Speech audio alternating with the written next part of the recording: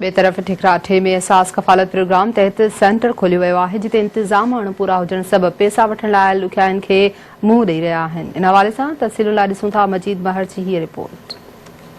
विफाकी हुकूमत पारा शुरू कयल एहसास क़फालत प्रोग्राम के सिलसिले में गवर्नमेंट हाई स्कूल ठकराठो में भी सेंटर कायम किया वियो। काल खां पोइ हिते माण्हुनि जा हुजूम लथल आहिनि पर हिते इंतजामिया जो को भी नालो निशान ही ना है। मुबारकपुर पुलिस हिते ज़ाहिर भी न थी आहे। काल खां पोइ हितां जा माण्हू जेके रेडियो करे रहिया आहिनि त जेके कलाक ब डिवाइस मालिकान जेका पंहिंजूं डिवाइसूं हलाए पंहिंजे मनपसंद माण्हुनि खे पैसा ॾियनि था पर जेका आम माण्हू आहिनि उन्हनि खे को भी हिते रिलीफ न मिली रहियो। हितां जी अवाम इहो इल्ज़ाम भी हयो त हितां जो एसएचओ मुबारकपुर भी इन्हनि सां बिट बणियल आहे जंहिंजे करे ही पंहिंजी हटधर्मी बरक़रार रखियूं। असांखे टाइम ते पैसा मिलन जेको असां पंहिंजो राशन वठूं घरनि में बंदि थिया वेठा आहिनि ऐं इहा बि ख़बर पई आहे त जेको आहे सो चवनि था त साईं घरनि में पैसा हलाइनि था 500 रुपया कटिनि था हिते आवाम खे ॾियनि नथा 10 माण्हू अंदरि वञनि था 2 कलाक बीहारे छॾनि था।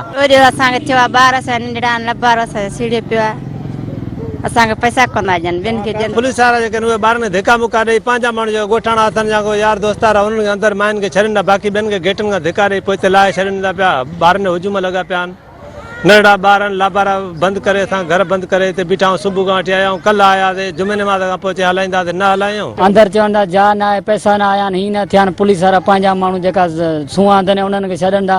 असां ॿियो ॾींहं ते लबारो बंदि पियो आहे। हितां जे आम माण्हुनि सिंध टीवी सां ॻाल्हाईंदे ॿुधायो त हिते जेके मनपसंद माण्हुनि खे पैसा ॾिना वञनि था उन्हनि ते कंट्रोल करे असां सां इंसाफ़ कयो वञे। कैमरामैन बासित महर सां गॾु मजीद महर सिंध टीवी न्यूज़ ठकराठो।